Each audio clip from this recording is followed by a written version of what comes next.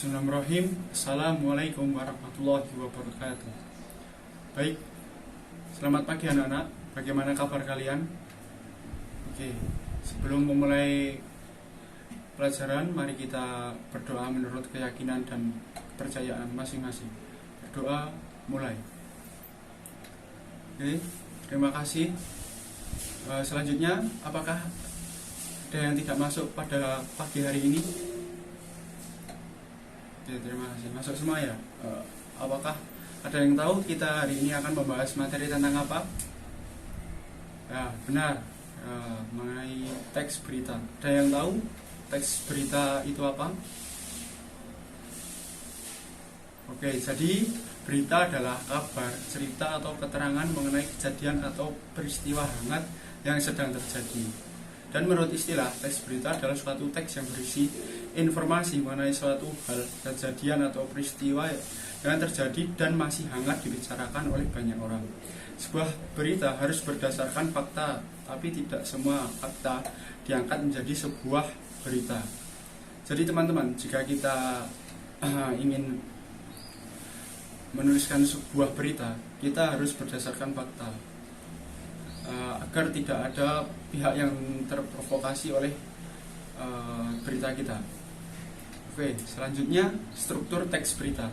Struktur teks berita sendiri ada 3. Yang pertama orientasi berita, kedua peristiwa, dan ketiga sumber berita. Orientasi berita yaitu merupakan bagian pengenalan masalah atau hal apa yang akan dibahas dalam berita. Yang kedua peristiwa, yaitu menceritakan tentang kejadian yang terdapat pada peristiwa atau hal yang ingin dibahas secara rinci dan berurutan. Ya, teman-teman, jika kita ingin menuliskan peristiwa ini, kita harus mencantumkan unsur mengapa dan bagaimana. Dan unsur ketiga yaitu sumber berita. Sumber berita ini biasanya terletak di bagian awal atau akhir berita. Selanjutnya mengenai unsur dalam teks berita. Ada yang tahu unsur dalam teks berita itu apa saja? Oke, terima kasih Mas Yaki. Jadi unsur dalam teks berita itu mengenai 5W plus 1H, yaitu meliputi what, where, when, who, why, and how.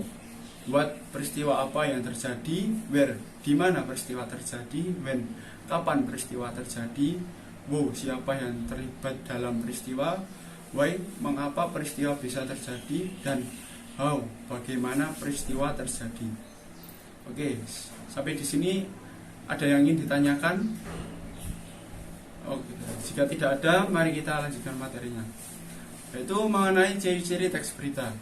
Ciri-ciri teks berita sendiri harus faktual, berdasarkan atas kejadian yang sebenarnya dan dapat dipercaya. 2. Peristiwa yang sedang hangat dibicarakan atau terkini. 3. Unik dan menarik. 4. Seimbang, yaitu bersifat netral dan tidak memihak. 5. Sistematis dan lengkap, yaitu sesuai dengan struktur teks berita, komunikatif dan mudah dipahami oleh semua orang. Selanjutnya objektif, bersifat apa adanya. Selanjutnya jenis teks berita. Jenis teks berita sendiri ada 5, yaitu berita langsung, berita mendalam, berita penyelidikan atau penelitian dari berbagai sumber. Keempat, berita interpretatif. Yang kelima, berita opini, yaitu berdasarkan para ahli. Nah, selanjutnya langkah-langkah menulis berita. Dalam langkah-langkah menulis berita itu ada 4 unsur.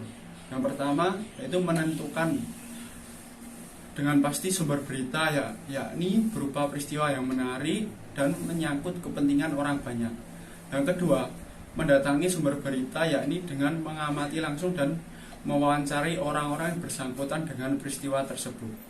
Ketiga, mencatat fakta-fakta dengan berkerangka pada pola 5W plus 1H yang terdapat pada unsur teks berita. Yang keempat, yaitu mengembangkan catatan itu menjadi sebuah teks berita yang utuh yang disajikan mulai dari bagian terpenting menuju ke bagian yang kurang penting.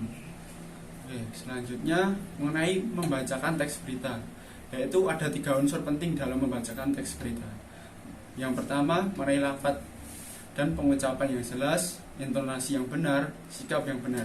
Jadi jika kita ingin membacakan teks berita, kita harus menguasai 3 unsur tersebut: lafal dan pengucapan yang jelas, intonasi yang benar, dan sikap yang benar. Oke, mungkin itu materi untuk hari ini.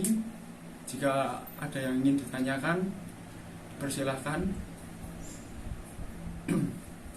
Jika tidak ada, untuk penugasan minggu yang akan datang, saya memohon siswa untuk membawakan sebuah teks berita,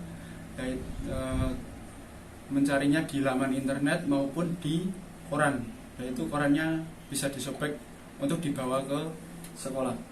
Mungkin itu dari saya, kurang lebihnya mohon maaf. Wassalamualaikum warahmatullahi wabarakatuh.